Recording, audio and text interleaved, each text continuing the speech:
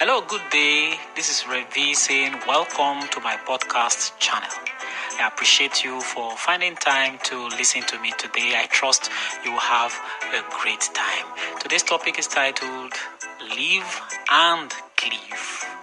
Very important for any marriage. You've always heard about living to cleaving. Do you know what it means to live? Today is dedicated to spinsters and bachelors, you would think, but no, not only to spinsters and bachelors. Today is dedicated to everyone because, I know that there are lots of people who have been married 1 year, 2 years, 5 years, 10 years, 20 years. They've not left and they've not completely cleaved to their new husband or wife, as the case may be. What does it mean to cleave? I'll give you 7 definitions. Please pay attention. Number 1, to leave means you are literally breaking apart your old parent and child relationship. The old parent and child relationship you had, you are literally breaking it up and moving over to a new type of parent and child relationship. So this time around, you are moving over to a situation where you are the parent, you're going to have your own children. So the parent-child relationship that you had with your own parents, you're going to have that type of parent-child relationship with your own kids. Now, the former parent-child relationship that you had with your own parents will change slightly. It will no longer be a situation where your father determines where you go and where you don't go. It has now changed. So that's the one meaning of to live. And the second meaning of to live is you are separating physically from your siblings and your extended family members to a different house or to a different city. It is important. I know in some environments, some parts of the world, India, and in some very big families, they still stay in the same house or something like that. But, from the examples we see in scriptures, we saw living. Sometimes we even saw situations of living a city or living a town or living a house to stay in a new house. So that's another meaning of living. Another meaning of living, number 3, living means you are shifting priority of your friendship with the aim of putting your spouse as your new number 1. You heard me right, your new numero uno. So the former friends you used to have before, I don't know which priority they are. I don't know where your spouse, where your husband or your wife was in your priority of friends before you got married. Living means you are changing that priority, with the aim of making your spouse your new number 1. Living also means, and this is number 4, living also means your former spinsters or bachelor's lifestyle, where you are free to do whatever you wanted, is coming to an end, sadly so, to a life of accountability. Where as a man or woman, you will need to occasionally answer the question, where have you been? And you need to politely answer, I've been here or I've been there. That's why it's important. If you're a spinster, you're a bachelor, maximize your singleness. Maximize it, because living means you are living the life of freedom. Life of freedom where you do anything, you eat anything, you cook if you feel like cooking. You are living that freedom, and you are moving over to a life of accountability. Whether you are a man or a woman, one way or the other, you have to now be accountable. That's what living means. Leaving your former freedom behind. Number 5, living also means you are reordering those who you were formerly accountable to according to the highest priority.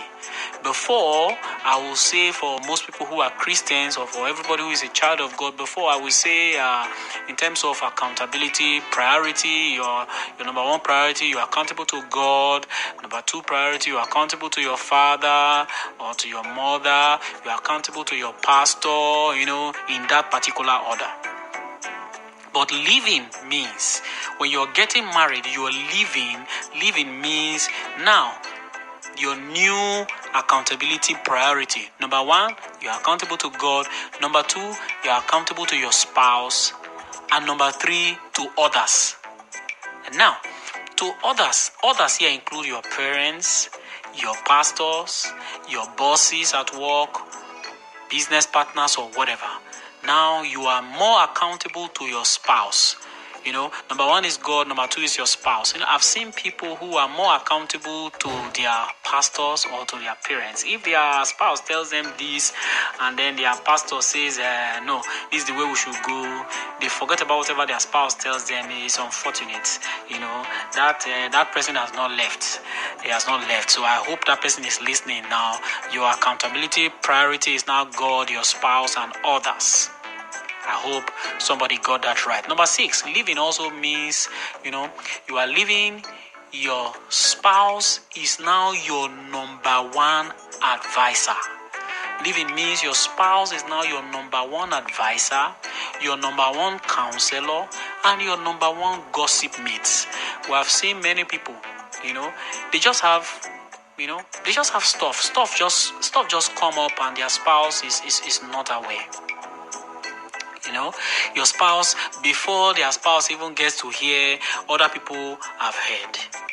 And then they later tell their spouse, I wanted to do this, but my friend now said, I wanted to do this, my sister now said, I wanted to do this, and your spouse will just be wondering, but how come you didn't tell me? Why didn't you tell me? I would have advised you like this and like that. So living means your spouse should not be your number 1 advisor, your number 1 counselor, your number 1 gossip mate. Living means, number 7, that your immediate family has now changed from your parents and siblings to your spouse and kids or kids to be. Remember, before you got married, your immediate family is your siblings, your father, your mother. That's your immediate family. But now your immediate family has changed. So your immediate family now is yourself, your spouse, and your kids or your kids to be. And now watch this now. Living means that your parents and your siblings, they are now part of your extended family, while your spouse and children are now your immediate family.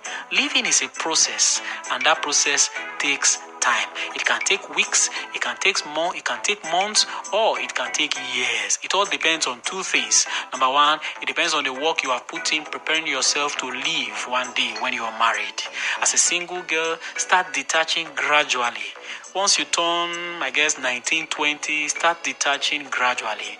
And then for a guy, probably 23, 24, 25, start detaching. It is the work you have done before you finally get married. Those are the things that help to determine how fast you will live, to cleave to your spouse.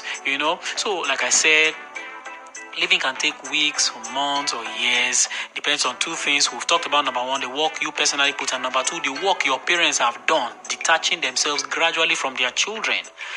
So if your parents have done some work before you get married, it becomes easy. So I advise you, if you're a parent, please, just about when your kids are about entering university, please start detaching gradually and allow them to grow to become their own person little by little. It will help them in their marriage. Don't be a free agent after you leave. Cleave to your spouse. Don't just leave and then you are a free agent. Cleave to your spouse. Make your spouse your priority and you will have a happy marriage. One way to better live and cleave is to choose to go to each other first with suggestions and decisions before making outside counsel, even though if it is coming from close family members. Choose to go to your spouse first. It will strengthen your interdependence and it will strengthen your oneness. You can live without being disrespectful. Let your parents know very politely that things have changed. Daddy, things have changed, I'm married now. Mommy, things have changed, I'm married now. But living does not mean you will completely abandon your parents, siblings, and your friends. You can still provide for them. You can still show them care, but not at the detriment of your new immediate family.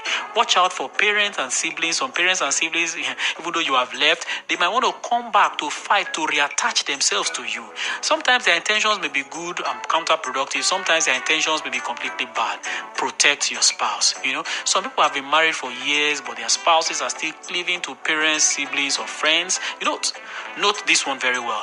When you don't don't show your spouse love, respect, and care, they often revert back to their former support base for emotional support, financial support, and moral support. So before you blame your spouse, look inwards and see if you can change. If you are absolutely playing your loving and providing role very well, you may not want to speak with your spouse, reduce your frequency of visits to the family house, and please listen, women will always go back to their mama's kitchen for some soup occasionally, so deal with it as a man. It's not a problem. Who doesn't enjoy an old woman's cooking, but if you leave and cleave, you will have a very blissful marriage. Before you blame that woman, before you blame that man, have you played your role well?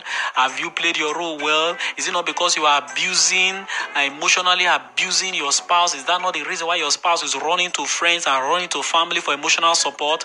Look inwards. Change what you have to change. Leave, cleave for a blissful marriage. I wish you a great relationship, a happy marriage, and bliss all the way.